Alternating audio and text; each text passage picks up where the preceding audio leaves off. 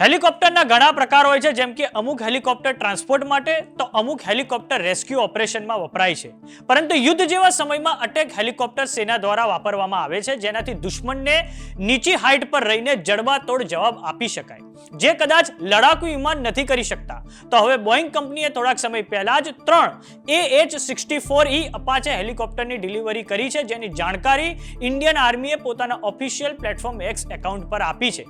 આ વિડીયોમાં આપણે જાણીશું AH-64E અપાચે હેલિકોપ્ટર વિશે. સાથે જ આપણે આ વિદેશી અપાચે હેલિકોપ્ટરની તુલના ઇન્ડિજિનસ પ્રચંડ અટેક હેલિકોપ્ટર સાથે કરીશું. નમસ્કાર, જમાવટ સાથે હું છું પાર્થ.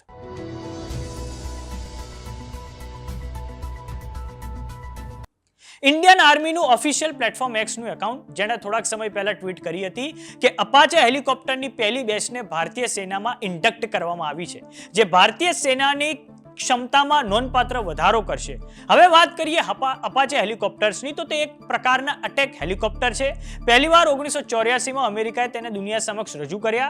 અપાચે હેલિકોપ્ટર્સને મેકડોનાલ્ડ ડગલસ બનાવતી હતી, પરંતુ 1997માં તેનું વિલીનીકરણ બોઈંગમાં થતા હવે બોઈંગ આ અટેક હેલિકોપ્ટર્સનું ઉત્પાદન કરે છે. ભારતના અટેક હેલિકોપ્ટર્સની જરૂરિયાત સૌપ્રથમ 1999ના કારગિલ યુદ્ધ વખતે અનુભવાઈ. તે વખતે Mi-17 હેલિકોપ્ટરમાં આપણે હથિયારો જોઈન્ટ કરીને તેને અટેક હેલિકોપ્ટર બનાવ્યા હતા, પરંતુ તે પછી અપાચે હેલિકોપ્ટર્સે ભારતની અટેક કેપેબિલિટીઝમાં જોરદાર વધારો કર્યો છે. 2015 થી ભારતીય સેના પાસે 22 અપાચે છે અને આ પછી આર્મીએ વધુ 6 અપાચેનો ઓર્ડર આપ્યો છે. તો અપાચે હેલિકોપ્ટર્સના એડવાન્સ ફીચર શું છે? તો અપાચે હેલિકોપ્ટર્સમાં મિસાઇલ રોકેટ ચેન રાઉન્ડ છે, જે દુશ્મન પર ઘાતક હુમલો કરી શકે છે. આ હેલિકોપ્ટર્સમાં 2 પાયલટ બેઠા હોય છે. એકનું કામ હોય છે હેલિકોપ્ટરને કંટ્રોલ કરવાનું, તો બીજા પાયલટનું કામ હોય છે હથિયારોને કંટ્રોલ કરવાનું. અપાચે હેલિકોપ્ટર્સના હથિયારોની વાત કરીએ તો પાયલટની સીટની પાછળ હેલ ફાયર મિસાઇલ લાગેલી હોય છે. તે હવાથી જમીન પર મારો કરી શકે છે, જેમાં લેસર અને રડાર બંનેનો ઉપયોગ થાય છે. રેન્જ 11 કિલોમીટરની હોય છે, જે ટેન્ક, બંકર્સ અને બીજા હેલિકોપ્ટર્સને તબાહ કરી શકે છે. આ પછી અપાચેમાં હાઇડ્રા રોકેટ્સ લાગેલા હોય છે. તે પણ દુશ્મનને ભારે નુકસાન પહોંચાડવા સક્ષમ છે. હેલિકોપ્ટરમાં બંને બાજુ લોન્ચર લાગેલા હોય છે. બંને તરફ 19 હાઇડ્રા રોકેટ લાગેલા હોય છે. આ પછી અપાચે હેલિકોપ્ટરના આગળના ભાગમાં મશીન ગન લાગેલી હોય છે, જે 1 મિનિટમાં 600 થી 650 રાઉન્ડ ફાયરિંગ કરી શકે છે. અપાચેના આગળના ભાગમાં સેન્સર લાગેલા હોય છે, સાથે ટાર્ગેટ સેટ કરવા માટે લેસર રેન્જ ફાઇન્ડર ટાર્ગેટેડ ડેઝિગ્નેટર લાગેલા હોય છે. આ ઉપરાંત રડાર જામરથી દુશ્મનના મિસાઇલ અને અન્ય એટેકને તે કન્ફ્યુઝ કરવાની ક્ષમતા રાખે છે.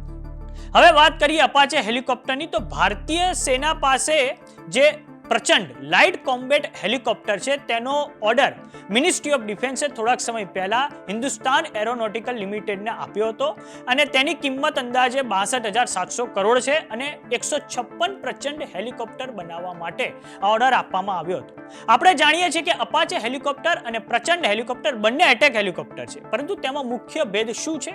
તો પ્રચંડ અટેક હેલિકોપ્ટર, કે જેને લાઇટ કોમ્બેટ હેલિકોપ્ટર પણ કહેવામાં આવે છે, તે ખૂબ ઊંચાઈએ એટલે કે હિમાલયના ક્ષેત્રમાં લડવા સક્ષમ છે, જ્યારે અપાચે હેલિકોપ્ટર તે કરતા મેદાની પ્રદેશોમાં લડવા વધારે સક્ષમ છે. જેમ કે અમેરિકાએ અપાચે હેલિકોપ્ટર્સનો સારો એવો ઉપયોગ ઇરાકના રણ પ્રદેશમાં કર્યો હતો. તો હવે આપણી પાસે અપાચે હેલિકોપ્ટરની સાથે પ્રચંડ લાઇટ કોમ્બેટ હેલિકોપ્ટરની મદદથી આપણી જે મારક ક્ષમતા છે, જે એટેક ક્ષમતા છે, તેમાં નોંધપાત્ર વધારો થશે.